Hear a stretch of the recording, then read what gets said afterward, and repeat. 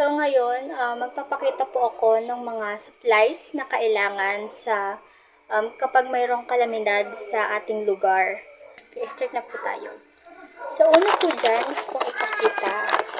Actually, kung wala tayong maulam, pwede natin silang ipalit, di ba?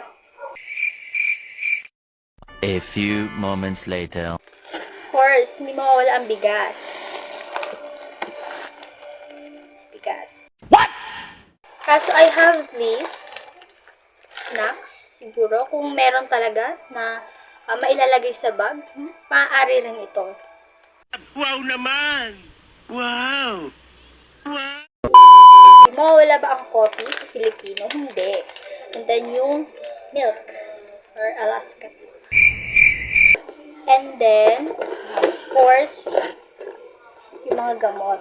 So, I'd like to include yung mga naka-tablets na gamot. Actually, kaso, wala talaga dito sa lugar namin. Power bank namin, and ginagamit namin siya for 2 hours actually. Okay, ito naman. This is my favorite na flashlight dito sa aming bahay. Pero tayo power bank, kailangan din natin ng charger. 8 weeks later. Extra money. And of course, kailangan din po natin ng unan. Of course, kung nasa evacuation center tayo, kailangan din natin mapanitili na malinis yung ating gagamitan. Wow! And isa pa sa importante, malinis sa tubig. Of course, kung malinis sa lahat, we need prayer sa gitna ng kalamidad.